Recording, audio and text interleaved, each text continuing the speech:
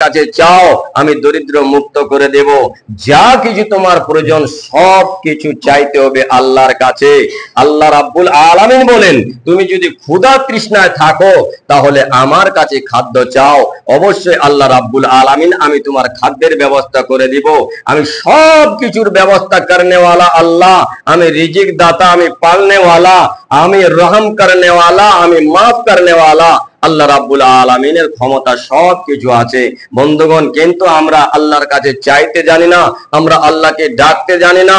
আল্লাহ রাব্বুল আলামিন বলেন, উদউনি আস্তাজিব লাকুম, বান্দা তোমরা আমাকে ডাকো, আমি তোমাদের ডাকে সাড়া দেব। এই কথা আল্লাহ রাব্বুল আলামিন বলেছেন যে বান্দা তোমরা আমাকে ডাকো, আমি তোমাদের ডাকে সাড়া দেব। চাই তোমরা যতই বিপদে পড়ো না কেন, যতই কঠিন কঠিন বিপদে পড়ো না কেন, আমি আল্লাহকে ডাকো, অবশ্যই এই বিপদ থেকে আমি আল্লাহ উদ্ধার করে দেব। আল্লাহ রাব্বুল আলামিন বলেন, উদউনি আস্তাজিব লাকুম, বান্দা যখনই তুমি মহা বিপদে পড়ে যাবে আমাকে ডাকবে, আমি তোমাদের ডাকে সাড়া দেব, কঠিন বিপদ থেকে আমি আল্লাহ রাব্বুল আলামিন উদ্ধার করে দেব। তাহলে বন্ধুগণ, এখানে চিন্তার বিষয়, আল্লাহ রাব্বুল আলামিন যেহেতু বলেছেন বান্দা আমাকে ডাকো, আমি তোমাদের ডাকে সাড়া দেব, কিন্তু বান্দা আমরা ডাকতে জানি না আল্লাহকে। আল্লাহকে ডাকার মতো যদি ডাকি আল্লাহ কেমনে শুনবে না। আল্লাহ রাব্বুল আলামিনকে ডেকেছেন ইউসুফ নবী, আল্লাহ ইউসুফ নবীর ডাকে সাড়া দিয়েছেন। আল্লাহ রাব্বুল আলামিনকে ডেকেছেন ইব্রাহিম নবী, আল্লাহ রাব্বুল আলামিন ইব্রাহিম নবীকে আগুনের হাত থেকে বাঁচিয়েছিলেন, নমরুদের হাত থেকে বাঁচিয়েছিলেন। নমরুদ যে অগ্নিকুণ্ড তৈরি করেছিল, এই আগুনের মধ্যে যখন ইব্রাহিম আলাইহিস সালামকে নিক্ষেপ করা হয়েছিল, আল্লাহর হুকুমে এই আগুন ইব্রাহিম নবীর জন্য ফুলের বাগান হয়ে গিয়েছিল। কিন্তু বন্ধুরে, আমরা আল্লাহকে ডাকতে জানি না, এই জন্য আল্লাহ আমাদের ডাকে সাড়া দেন না। আল্লাহ রাব্বুল আলামিন বলেন, বান্দা তোমরা আমার কাছে চাও, যত আমার কাছে চাইবে আমি আল্লাহ ততই দিব। আমি আল্লাহ বান্দা যখন চাই আমি আল্লাহ খুশি হয়ে যাই। আজ যখন আমার কাছে বান্দা চাওয়া বন্ধ করে দেয়, আমি আল্লাহ ওই বান্দা বান্দির প্রতি নারাজ হয়ে যায়। তাহলে আমাদেরকে আল্লাহর কাছেই চাইতে হবে। নবীর হাদিস, যখন তুমি ভোকা থাকবে, যখন তোমার বাড়িতে খাবার শেষ হয়ে যাবে, তুমি অন্যের কাছে হাত না পেতে তুমি আল্লাহর কাছে দুটি হাত পেতে দাও। আল্লাহ রাব্বুল আলামিন বলেন, বান্দা তোমার খাবার ব্যবস্থা আমি করে দেব। বান্দা তোমার টাকা পয়সার অভাব এসে গেছে, টাকা নেই পয়সা নেই, বান্দা আমার কাছে দুটি হাত পেতে দাও, আমি আল্লাহ রাব্বুল আলামিন তোমার টাকার ব্যবস্থা করে দেব, সবকিছুর ব্যবস্থা আমি করে দেব।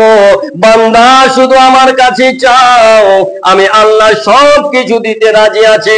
যেহেতু আল্লাহ রাব্বুল আলামিন বলছেন, উদউনি আস্তাজিব লাকুম, বান্দা তোমরা আমাকে ডাকো, আমি তোমাদের ডাকে সাড়া দেব।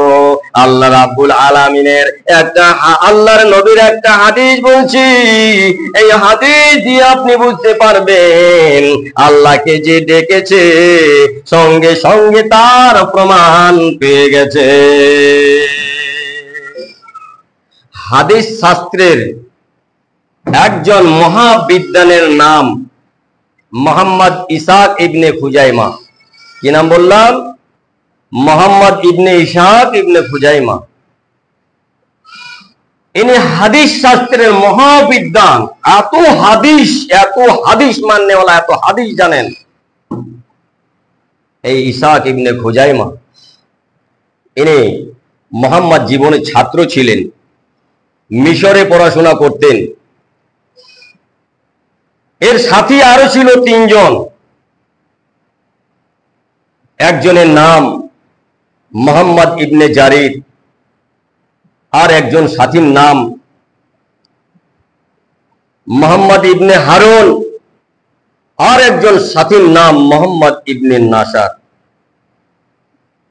এই চারজন মিশর জীবনে ছাত্র ছিলেন, মিশরে ছাত্র ছিলেন মোহাম্মদ জীবনে। এই চারজন সাথী মিশরে পড়াশোনা করতেছিলেন। এমন সময় চারজন সাথীর কাছে খাবার ফুরিয়ে গেছিল। খাবার নাই, অনাহারে একদিন, 2 দিন, 3 দিন, কয়েকদিন যাবৎ কেটে গেছিল। এই চারজন সাথী অসহায়, ক্ষুধার জ্বালা না সইতে পেরে এরা অবশেষে নবীর হাদিসের দিকে ফলো করলেন। এরা তো হাদিসের বিশারদ, এরা হাদিস পড়ে হাদিস ঘাটে, এরা ছাত্র। আল্লাহর নবীর হাদিসের দিকে ফলো করলেন। আল্লাহর নবী বলেছেন 3 দিন যদি কেউ অনাহারে থাকে, মুসলমান ভাইরা একটু মনের কান লাগায়া শুনবেন। আল্লাহর নবী বলেছেন 3 দিন যদি কারো বাড়িতে খাবার না থাকে, ওই ব্যক্তির জন্য ভিক্ষা করা যায়। ওই ব্যক্তি কি করতে পারবে?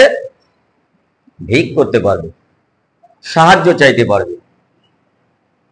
তাহলে এটা আল্লাহর রাসূল জায়েজ করেছেন। অন্যের কাছে, অন্যের বাড়িতে গিয়ে কিছু খাবার চাওয়ার আবেদন করতে পারেন, ভিক্ষা করতে পারেন, আল্লাহর রাসূল বলেছেন। এখনকার ইন্টারন্যাশনাল ফকির দেখবেন, আমি তো বলি এদেরকে ঘা ধাক্কা দেওয়াই উচিত। এদের বাড়িতে খাবার থাকা সত্ত্বেও এরা অন্যের কাছে ভিক্ষা করছে। এই ভিক্ষা করা আল্লাহর রাসূল মহা পাপী বলে ঘোষণা করেছেন। ভিক্ষা করা মহা পাপ, এই ছোট মোটো পাপ নয়, মহা পাপ ঘোষণা করেছেন আল্লাহর রাসূল। এমনিতে আপনি ভিক্ষা করতে পারবেন না। কি মনে করেছেন ইসলামটাকে? কারো কাছে এমনি সাহায্য চাইতে পারবেন না। আপনি কি নেই আপনার? এই হাদিস দিয়ে বুঝতে পারবেন।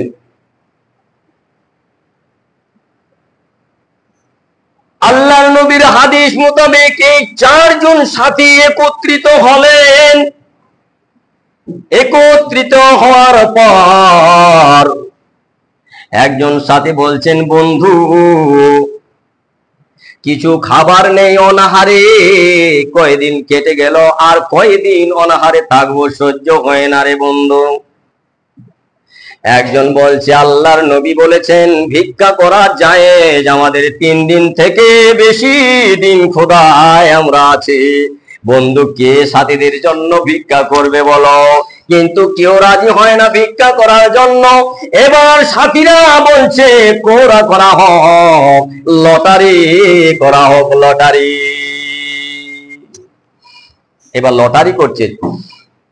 4 জন সাথীর নাম লিখে এক কোটায় ভরে দেওয়া হয়েছে। এবার ভিক্ষা কে করবে? যে উঠাবে, যে যার হাতে এই কাগজটা পড়বে, যে ওখানে লেখা আছে যে ইনি ভিক্ষা করবেন, এই কথাটা যে উঠাবে সেই ভিক্ষা করবে। করা হলো, লটারি করা হলো। দেখা গেল ইশাক ইবনে খুজাইমার নাম উঠেছে।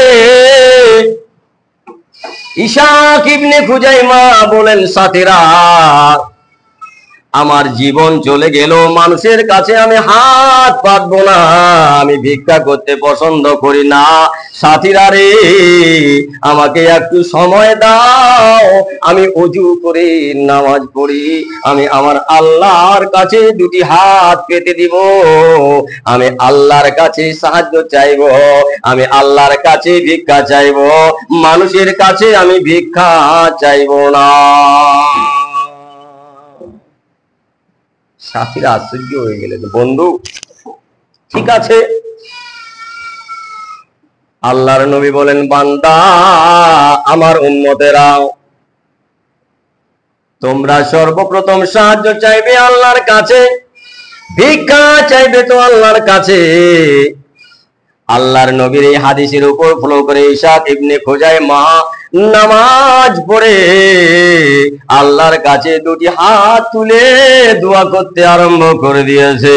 আল্লাহ রাব্বুল আলামিন গো, একদিন হয়ে গেল, 2 দিন যাবত হয়ে গেল, 3 দিন যাবত হয়ে গেল, 4 দিন যাবত হয়ে গেল। ওগো আল্লাহ রাব্বুল আলামিন, তোমার হাবিবের হাদিস মোতাবেক ভিক্ষা করা যায় আছে, কিন্তু তারপরেও আল্লাহ একমাত্র তোমার কাছে আমি ভিক্ষা চাই। ওগো আল্লাহ রাব্বুল আলামিন, আমাদের খাবারের ব্যবস্থা তুমি করে দাও। আল্লাহ রাব্বুল আলামিন, টাকা পয়সা সব শেষ হয়ে গেছে। ওগো আল্লাহ রাব্বুল আলামিন, তোমার কাছে টাকার সাহায্য চাই, পয়সার সাহায্য চাই। আল্লাহ রাব্বুল আলামিন গো, তুমি আমাদের সাহায্য করো, আমাদেরকে টাকা পয়সা দাও। এদিকে মুহাম্মদ ইবনে ইসহাক ইবনে খুজাইমাও আল্লাহর কাছে নামাজরত অবস্থায় হাত দুটি পেতে দিয়ে চোখের পানি ফেলে কান্দে। এদিকে মিশরের গভর্নর, তিনি জোহরের নামাজ পড়ে একটু বিশ্রাম নিচ্ছিলেন, আরাম করছিলেন। কিন্তু একটা জিনিস মনে রাখো মুসলমান, মান আহাব্বা সুন্নতি ফাকাদ আহাব্বানি ওয়া মান আহাব্বানি কানা মাই ফিল জান্নাহ। আল্লাহর নবী বলেছেন, আমার হাদিসের উপরে যে একটা আমল করবে, তার জন্য আল্লাহ রাব্বুল আলামিন ঘোষণা দিয়েছেন, আমি রাসূল এবং ওই আমার উম্মত জান্নাতের পাশাপাশি থাকবো। মানে একই জান্নাতে থাকবো, এমন জান্নাতে এমন কাছাকাছি থাকবো। আল্লাহর নবী এই দুটি আঙ্গুল দিয়ে বুঝিয়ে দিলেন, এই দুটি আঙ্গুল যেমন পাশাপাশি, ওই উম্মত আর আমি রাসূল থাকবো জান্নাতে পাশাপাশি। একটা নবীর সুন্নতের প্রতি যদি আমল করতে পারি মুসলমান, আল্লাহ রাব্বুল আলামিন আমাদেরকে অত্যাধিক ভালোবেসে রাসূলের উম্মত বলে ঘোষণা দিবেন। রাসূলের সাথে সাথে রাসূলের পাশের জান্নাতে আমাদের স্থান দিবেন। সুবহানাল্লাহ। তাহলে একটা সুন্নতের উপরে আমল করার দরুন, তাহলে এটা একটা সুন্নত। রাসূল জোহরের নামাজ পড়ে একটু আরাম করতেছিলেন, বিশ্রাম নিচ্ছিলেন। এটা রাসূলের প্রতিদিনের একটা অভ্যাস ছিল। জোহরের নামাজ পড়ে আরাম করাও নবীর সুন্নত।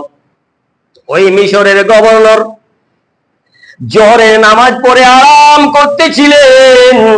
আরাম করতে করতে তার চোখ লেগে গেছে, ঘুম এসে গেছে।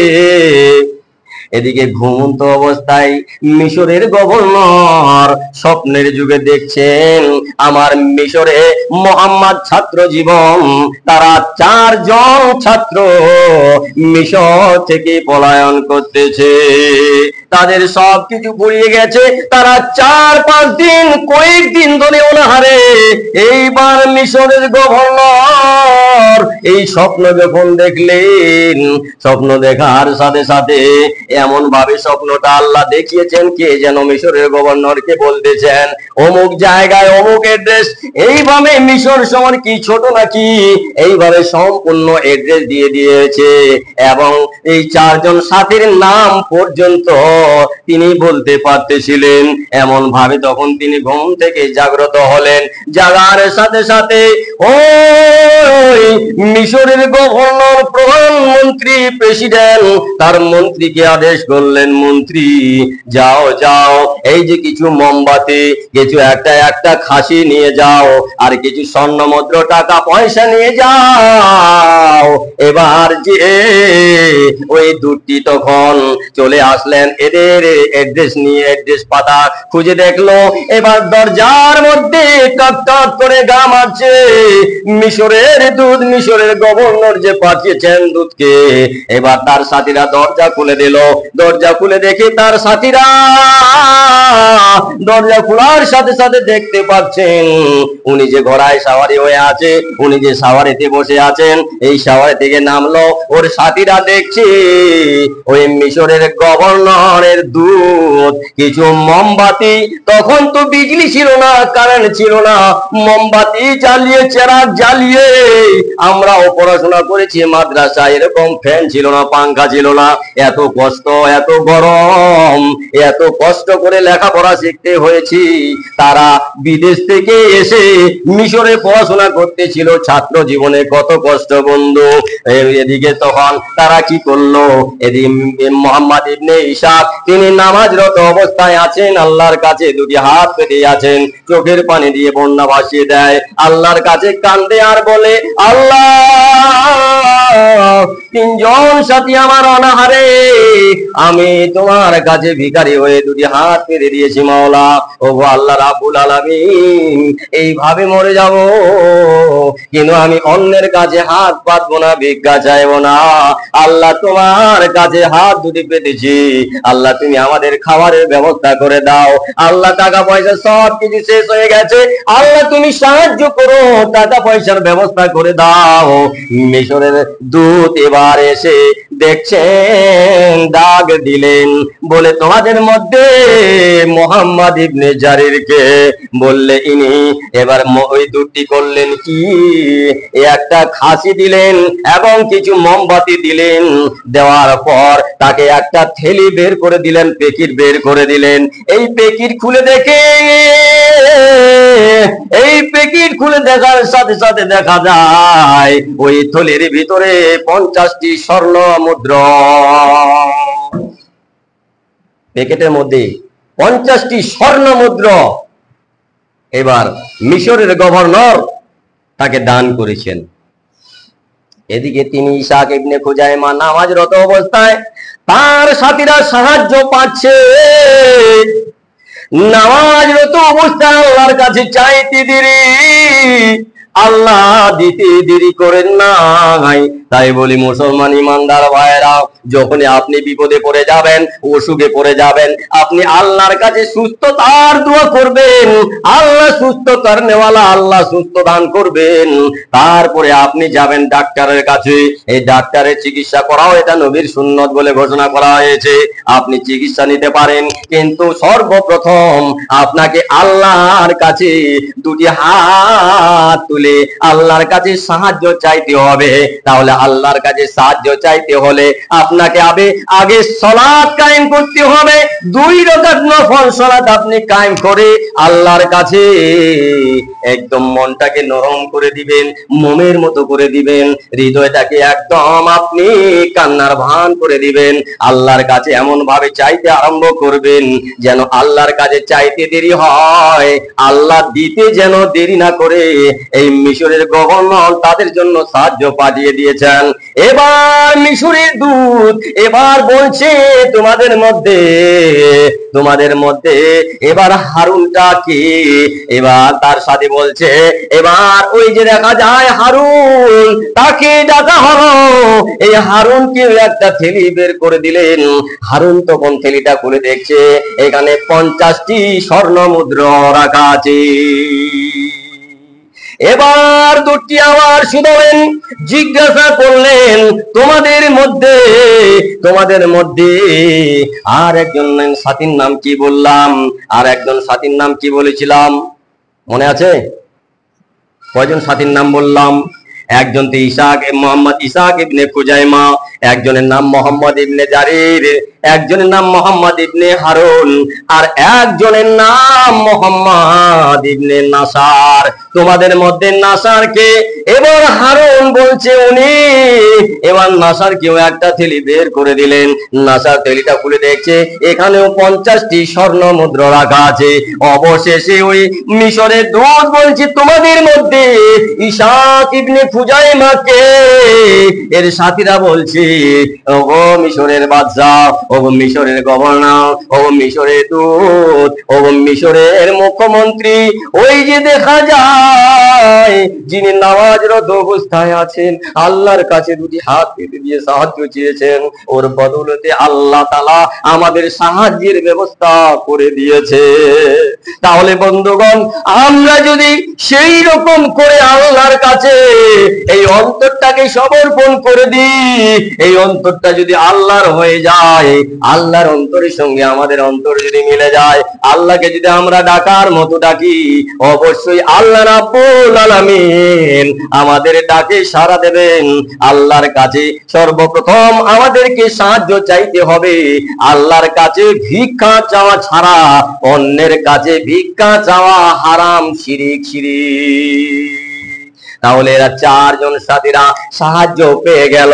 বন্ধু, সাথীরা জিজ্ঞাসা করলেন, বিস্তারিত আলোচনা ওই মিশরের দূত সব কিছু শোনালেন। যে কথাটা আগে বলেছিলাম, যে মিশরের বাদশাহ ঘুম পাড়তেছিল জোহরের নামাজ পড়ে, স্বপ্নের যুগে তিনি দেখলেন সবারই নাম তাকে কে যেন বলে দিয়েছে।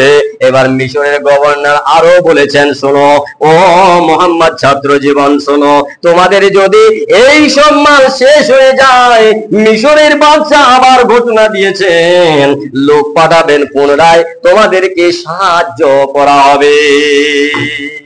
তাহলে বন্ধুগণ, আমাদের এটা শিক্ষণীয় বিষয় যে একমাত্র চাইবো তো আল্লাহর কাছে চাইবো। আল্লাহর কাছে চাওয়া এক নম্বর অধিকার আমাদের, আল্লাহর কাছেই আমরা চাইবো। আল্লাহর কাছে চাওয়া ছাড়া অন্যের কাছে মাথা নত করা, চাওয়া বিলকুল শিরিক। এই শিরিক মুক্ত অবস্থায় যদি আমাদের মৃত্যু হয়ে যায়, তাহলে বন্ধুগণ, এখন দেখা যায় আমরা বহু লোকের কাছে আমরা হাত পাতি, বহু লোকের ভরসায় আমরা চলি, আমরা বহু লোভী লালসায় পড়ে আছি, লোভ লালসায় পড়ে আছি, সেদিকে আমরা দৌড়াই। কিন্তু আল্লাহ রাব্বুল আলামিন যে লক্ষ্মীর ভান্ডার খুলে রেখেছেন, সেই লক্ষ্মীর ভান্ডারের দিকে আমরা কি করি না? সার্টিফিকেট জমা করি না, আমরা পেহচান পত্র জমা করি না, যেগুলো আমাদের পেহচান পত্রের দরকার সেগুলো আমরা রেডি করি না। কিন্তু আমরা দুনিয়ার পেহচান পত্র নিয়ে সবকিছু ব্যস্ত আছি, দুনিয়ার মানুষের কাছে চাই, দুনিয়ার প্রধানমন্ত্রী, মুখ্যমন্ত্রীর কাছে, মেম্বার প্রধানের কাছেই এইসবই ভরসায় আমরা চলি। বন্ধুগণ, আল্লাহ রাব্বুল আলামিন যেন আমাদেরকে আল্লাহর কাছে চাওয়ার তৌফিক দান করেন। আল্লাহ রাব্বুল আলামিন যেন আমাদের ইমানে হালাতে মৃত্যু দান করেন। সকলে পড়ি আল্লাহুম্মা আমিন। আল্লাহ রাব্বুল আলামিন আমাদেরকে ইমানে হালাতে যেন মৃত্যু দেন। সকলে পড়ি আল্লাহুম্মা আমিন। আল্লাহ রাব্বুল আলামিনের কাছে আশাবাদী, আল্লাহ রাব্বুল আলামিন যেন আমাদেরকে জান্নাত নসিব করেন। আল্লাহ তুমি আমাদের জান্নাত নসিব করে দিও। আল্লাহ রাব্বুল আলামিন আমরা যেন জান্নাতে যেতে পারি, আল্লাহ তুমি আমাদের তৌফিক দান করো। আল্লাহ রাব্বুল আলামিন তুমি আমাদেরকে জাহান্নামের আগুন, কবরের আযাব থেকে আল্লাহ তুমি নাজাত দিও, মুক্তি দিও, আল্লাহ তুমি বাঁচিয়ে নিও। আল্লাহ রাব্বুল আলামিন মরণের সময় যেন কলেমা নসিব হয়, আল্লাহ তুমি আমাদের তৌফিক দান করো। সকলে পড়ি আল্লাহুম্মা আমিন।